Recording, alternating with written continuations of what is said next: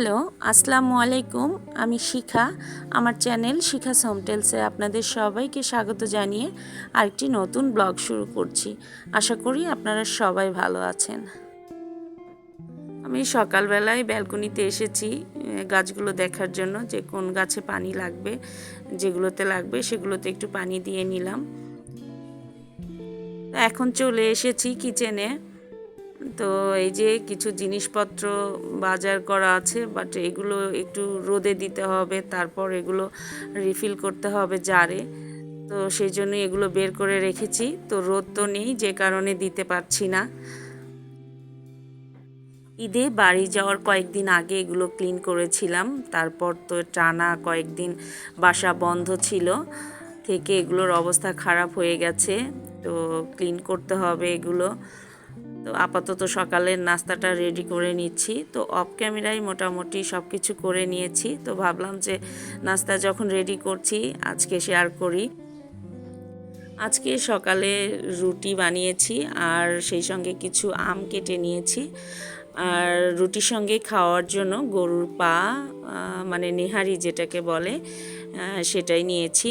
গতকাল রাতে খাওয়া হয়েছে, আর যেটুকু ছিল সেটুকু আজকে সকালের নাস্তায় নিয়েছি। তো এখন শুধু আমরা মা মেয়ে তিনজন খাবো।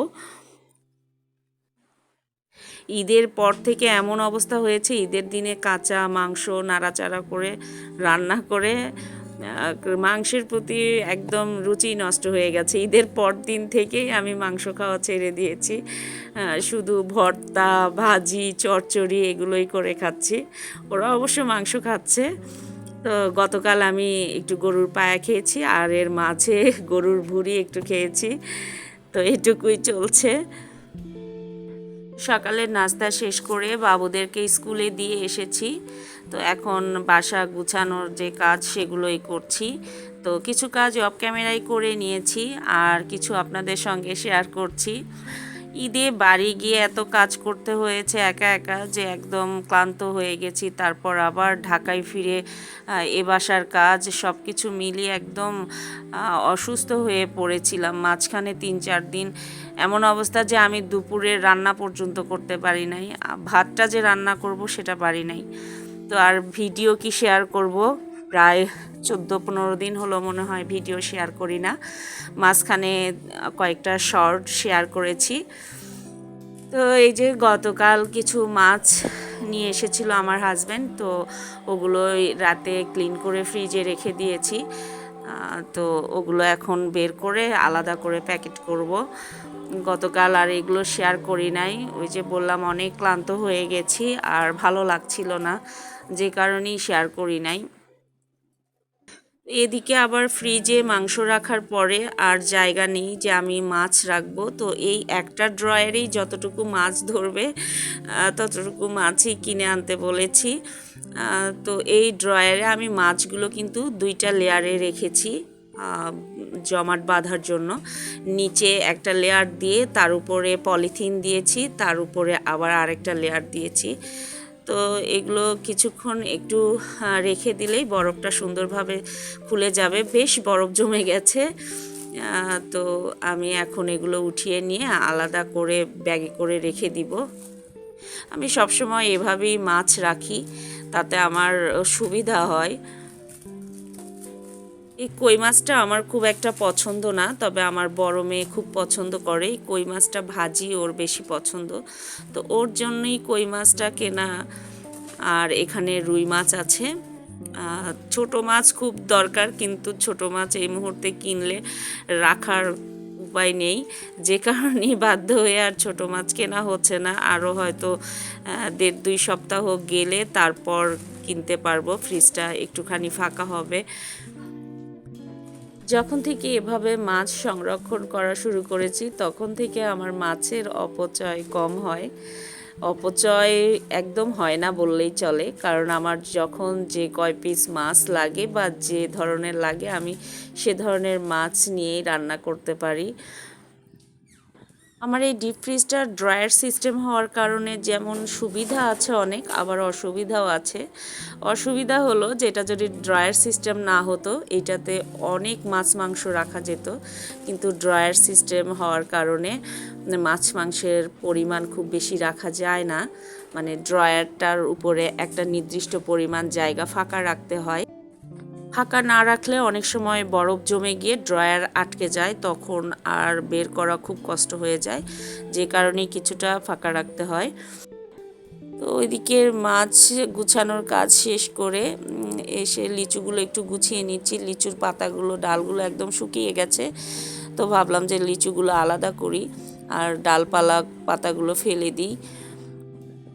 আমার দুই মেয়ের লিচু খুবই পছন্দ, লিচু আমারও খুব পছন্দ, কিন্তু লিচু এখন আর আমি খেতে পারি না, কেন যেন সার্জারির পর থেকে লিচু খেলেই সমস্যা হয়, যে কারণে আর লিচু খাই না, ভয়েই খাই না। একটা দুইটা খেলেই দেখা যায় খুব খারাপ লাগে, তো যে কারণে খাওয়া প্রায় বাদ দিয়েছি। এরকম একটা অবস্থা।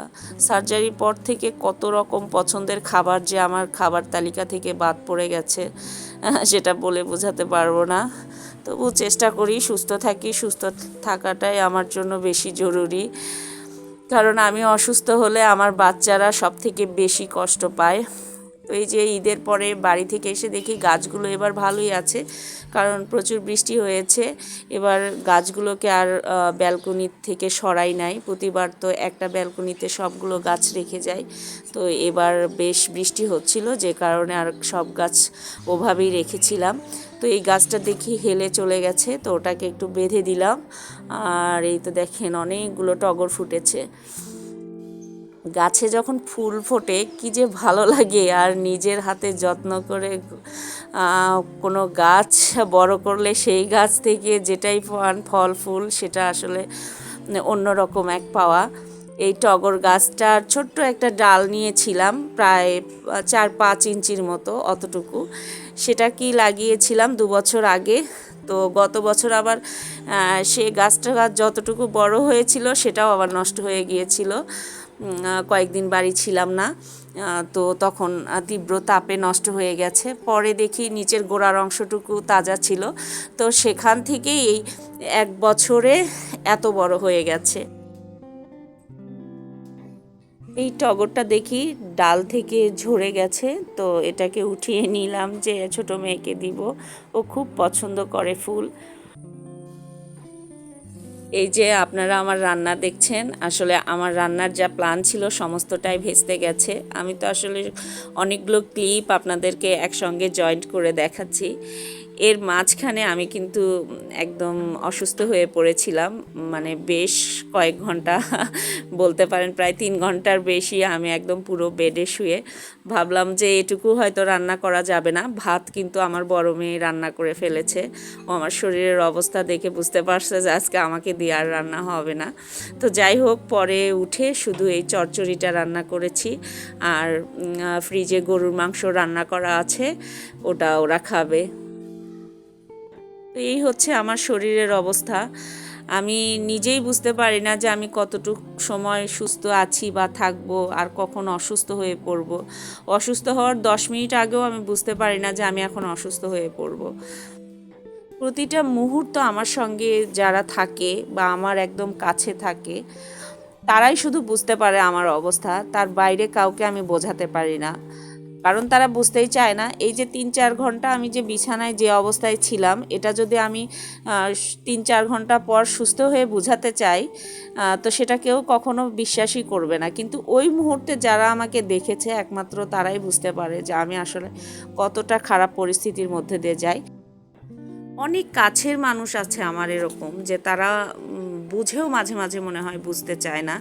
তো এগুলো দেখতে দেখতে না এই দীর্ঘ সময় এখন আমি তাদেরকে বোঝানোর চেষ্টা সম্পূর্ণ ছেড়ে দিয়েছি। আমি বরঞ্চ তাদেরকে বুঝাইতেই চাই না যে আমি সুস্থ না আমি অসুস্থ।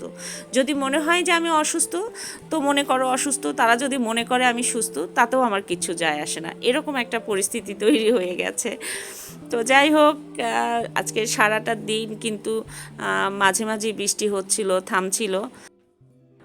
তো তো এভাবেই চলছিল আজকে সারাটা দিন, সারা দিনের কাজকর্ম। তো হঠাৎ করেই সন্ধ্যার আগ মুহূর্তে আবার ছোট মেয়ে বলছে যে আমি ফ্রাইড চিকেন খাবো। তো বাসার পাশেই শপ আছে, নতুন হয়েছে। তো যাই হোক ওখান থেকেই ওকে নিয়ে এসে দিলাম। তো ওরা দুজন এখন খাবে, তো আবার দুজন দু রকমের সস দিয়ে খাবে। এই হচ্ছে আমার বাসার ঝামেলা, একটা ফ্রাইড চিকেন খাবে, সেটাও আবার দু ধরনের সস দুজনের পছন্দ। তো আজকের মতো ভিডিওটা এখানেই শেষ করছি। আপনারা সবাই ভালো থাকবেন, আমার জন্য বেশি বেশি দোয়া করবেন, আমার বাচ্চা দুটোর জন্য বেশি বেশি দোয়া করবেন, আমি এবং ওরা যেন ভালো থাকি আর আপনাদের জন্য ভালো ভালো কন্টেন্ট রেডি করতে পারি। নেক্সট ভিডিওতে আবারও কথা হবে ইনশাল্লাহ। আল্লাহ হাফেজ।